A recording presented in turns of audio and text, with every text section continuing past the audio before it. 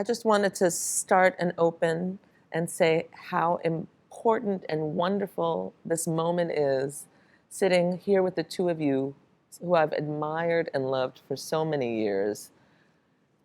What a monumental moment. Absolutely. Yeah. Yes, I agree. Mm-hmm, mm-hmm. It is. Yeah. It is. So I'll launch right into these questions. Okay, so the first question we have here says, share some background information with us. Sylvia, shall we start with you? Well, my beginnings go back to the last century. Oh, No, but I started as a student in high school, in junior high actually, and as a young student, that's when I first met Alvin Ailey. I saw the debut performances of the Ailey Company with Blue Suite and Revelations, and I watched the Ailey Company until finally I joined the Ailey Company. After working with the company, I was asked to be artistic director of the second company, which continues to this day. I'm very happy to see. how about you, Lakey? What about you? I came to Ailey as a scholarship student after graduating University of the Arts. And I had this series of incredible experiences. And after leaving Ailey II, then I shifted into motherhood. And I opened my own studio. And I would say for that decade, that period of my life, although I still had my connection to Ailey, I was traveling with Melanie Person for the BFA auditions and teaching in the summer. My focus was my studio that I opened in Brooklyn and the non-for-profit that I created, which was after-school programming, and really community building. I would say a lot of community building, and the seed of all that community building was everything that I learned on tour with Sylvia, with Ailey II, with this organization. So I really took those ideals and implemented them. Well, that prompts me to think about, the benefits that I experienced, that I knew both of you as a child, like growing up in the dance community in the same way. And I think for me, just coming back in this full circle to be immersed in the place that just provided so many memories and so much empowered me as a young person. I mean, it's really profound to be back here. But that was also, my experience. I think my background, I grew up around Alvin Ailey. My mother moved here when I was 2. I was just in the studio, as a child.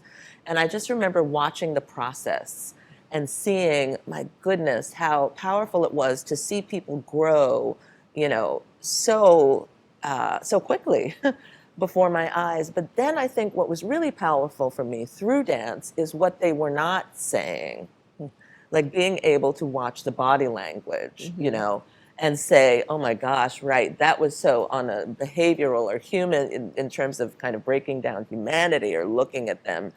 That process for me just fed me, I was very different. I think my mother was a Martha Graham, as you both know, mom.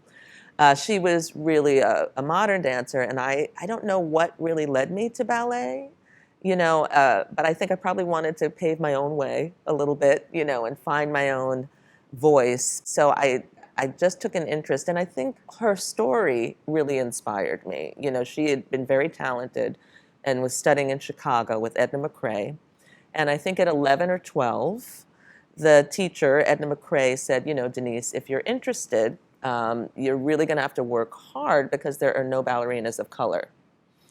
And her story just impacted me greatly. And I think that's what drove me. I was very aware at a very young age that, I had the possibility to be almost like a social justice weapon by being in the ballet world, a weapon for social justice, to be a trailblazer and to be that presence in a predominantly white space for me.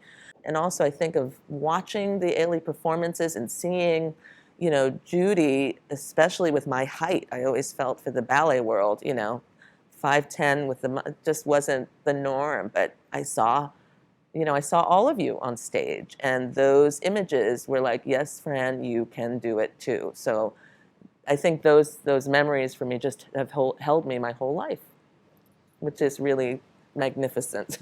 That's fantastic, It Francesca. is, and to be back here, it's Yes. just so deeply, profoundly meaningful Yes. in so many ways. Yes. Yeah. So I'm going to ask Sylvia, what does it mean choosing a life in dance, and how did that strengthen or impact your life? That's a hard question, and that's an easy question at the same time. I mean, first of all, you're so impassioned because it's what identifies you as a human being, first of all, as a woman, as an artist, and you're in a community of people that need to communicate about everything, about beauty, about strength, about politics, about life. And when you are so deeply committed, and you must be very careful, especially if you are parenting at the same time, Yes. and you're a wife at the same time, how do you divide yourself up? Who gets the best part? Who gets the most of you? It's very challenging. You're constantly negotiating, where there really shouldn't be any negotiation for any one of those things. Right. You know? Yes. But it's a constant negotiation and renegotiation. Yes. That makes me think about, because I've thought about this as a woman. I mean, it's always been, my mother was very much a feminist and very clear about that, although, it was through her actions and just the way that she raised me and my aunt and the times. I think about that, Sylvia, the 60s and 70s and the influence. And in fact, Lakey and I yesterday were just talking about that this is, we can still feel that this is part of the movement. Speaking of Denise, she was not just a colleague, she was a friend. Right, She was a totally. very, very close friend. We didn't agree on everything, No, but on and most that was things. okay, But that was right? okay. That was okay. That was the fun part. Yes. That's what's You the know? fun part, finding a solution or not, Yeah. right? Or walking So, away. and I just feel I've always been in good company. I mean, dancing with one of the most important and dynamic companies in the world. I think about that, and do I miss it? Yeah, I miss it. And also, mind you, those were some very tumultuous times. Right. The politics of civil rights and Vietnam and, all of those things that came pouring out of the 50s, the 60s, the 70s. And so they continue. Right. Yes. Yeah. It made you deal with the truth on a very fundamental level. Yeah, as a dancer, as an artist, as a human being, as a parent, you dealt with things on a very, very basic, one-on-one level. If you weren't out there marching, which we weren't, we were dancing. We were touring. I just get very excited because something I have felt, because I've been here, I was teaching once a week just because I had to keep one foot in the door at Ailey for me while I was freelancing and doing my other work. But one thing that is so present and so apparent for me being back here is what you're talking about, like this philosophical, like this larger understanding of being a part of the movement and why. Right, it makes sense. It's a tumultuous time, and I even think to sit here and think about examples as women of color, that you realize you go out in the world and you really don't see images that look like you. And here we have a house and a place, right? So of course, I just think we hold on so dearly to the images and the idols that we have, because you go out in the world and it's just, it's a struggle in certain spaces, that not necessarily everyone has to contend with in their lives. I think the arts, as well as being, and dance especially, as well as being a healer, it does keep one grounded. You do keep your ear to the ground. You do listen to people. You do observe people. You do engage with people, on a very personal level sometimes, even without speaking. Like in that body language, reading that. And there's a lot of body language in New York. Tell me about it. Right. I know. You get very sophisticated and Right. savvy, right, at discerning body language. Yeah. And what's behind it. I think that's so interesting when I think about, that really resonates, Sylvia, this idea of like these close relationships. I felt that with some of, even just in 4 months, some of our work with the dancers, the new company members that we've been working with. I mean, there are some that I've, said, we have a very professional relationship, but to see them move and the coaching and the exchange and the interaction, it feels like they're family to me in a way, already so quickly after 4 months. And how powerful is that? So I'm going to connect that. Yes. Having watched you over this period of time, creating and working with the dancers, talk to us about Freedom Series. Talk to us about what it means to you and for you in this inaugural year. Oh my goodness. Right, Freedom Series. What Freedom Series means to me in this inaugural year. Well, it's funny because I was on my way and I was thinking about that because I knew I wanted to talk about this work. I'll start with the genesis of the work. I think it was a work, and I had some conversations also with Robert Battle when I first started, and Bennett Rink, and we were just talking about, okay, so what is the vision for this year and what's important, as this inaugural year as artistic director of Ailey II. And then we also came to the conclusion at that, I think it's important that you share a work of yours, just to give a little taste. So a taste turned into a full epic, piece, because like I said, it was very profound for me to be back.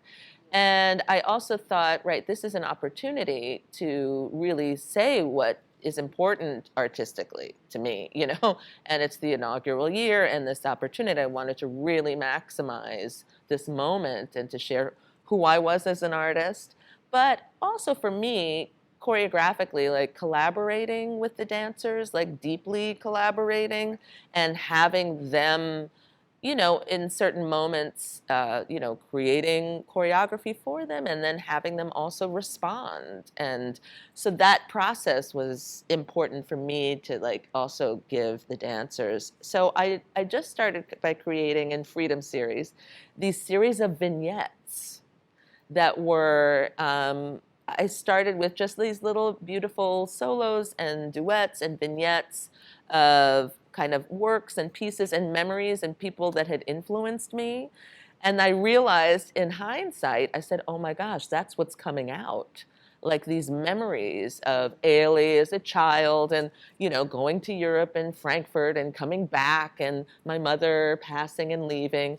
And so then I really thought, okay, well, that's the through line, isn't it? That, there's this character, it's, me looking back on all these moments in my life. So it started, I think Robert really wanted, he knew about this piece that was an immersive work that I had done, and it was with house music and the audience would dance. And I think he was like, this is something we need now, with the global pandemic too, I think. So that was part of it. But then COVID really hit again, and Omicron. Yeah. So I ended up having to pivot and just say, okay, I've got to really create this for the proscenium. Yeah. Because we can't, we can't be immersive right now. Right. Yes. So then it turned from, okay, I'm just going to take something I've done before to, oh gosh, I've got to really choreograph this. But that process was just fabulous because I really got to know the dancers intimately, which I think, right, what an opportunity. And we had some time. Like we're just leaving on Sunday for tour. So we've really had, we've had, I think, since October, like a real incubation period that I think, so let me take advantage of this. If we have this time, let's really kind of, immerse ourselves in the work and get to know each other. So that's what Freedom Series is. When you see the piece, you'll see those elements. And also playing a little bit with these LED lights, which are the globes that you see, which for me, I think, in analyzing and starting, and I think sometimes you go into works and you don't know why. But I realize in hindsight now that we really needed some light during this very challenging time. So these orbs represent hope, and reclaiming hope, or even sometimes, our perspective around it as human beings, greed and hope and love, or, loneliness. So I think for me, it was really interesting to also bring in a little bit of this futuristic element, which is important to me. Yes, you've always known, right? Yeah, and I think that it was fun to have these orbs and these LED lights, which are a little bit of a precursor, to the future, and where what we're dipping our toes into, what you can expect.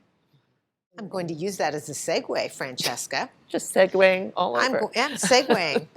So in thinking about that, as you think about the future and choreographers and your vision and these next several years how do you envision the programming? Like where are you in that? Well, I in programming for the future for Ailey II, I very much it harkens me back to our very first lunch. You remember the three of us went out to lunch?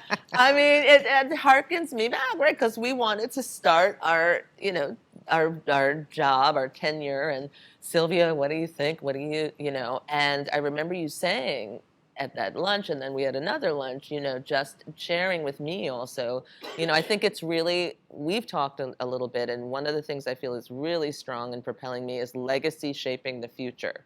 And that's really what I know, and what I've talked about today is like, there's so much inspiration from having been a child at the Ailey organization. And also, Sylvia shared that day, I mean, you talked about how Alvin wanted initially for Ailey II to be an experimental company, which I thought was very, very interesting, right? And I've been out kind of freelancing and playing with different mediums as a choreographer, which I thought that's exciting for me to have a place, okay, right, that we're experimental. And then you also shared that our audiences, that I think it shifted a bit when, right, you were touring and the audiences, but you kept them both alive, right?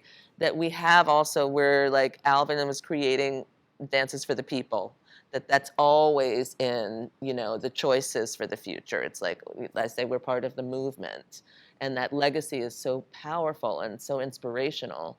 And maybe what's even pertinent for the times, that's been interesting for me, with the global pandemic, and we talk about social media and being an educator just in this specific time, really working through what technology, like the influence of technology on young people.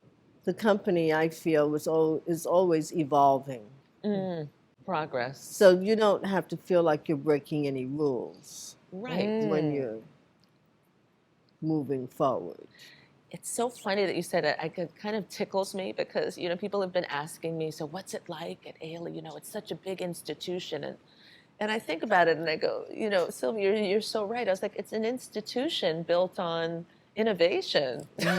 Correct. And risk-taking and, modern dance, which is not the status quo. And it is not like that. So I'm coming into, a world that people understand, yeah, we take risks. yeah, we're going to innovate. We're going to find new languages. Right. I see that in the school. They have all these amazing choreographers just coming through. I've never seen that before. I look into a studio and I go, what? This is amazing to see this new language. So you're right.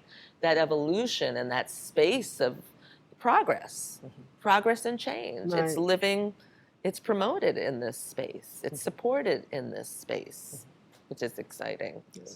Even what we're doing right now. I mean, I think one of the things that has happened out of COVID and shifting and having Ailey accessible, right? All access. It's you know, you sign in, you get to have kind of both the behind the scenes, but a more full, complex understanding.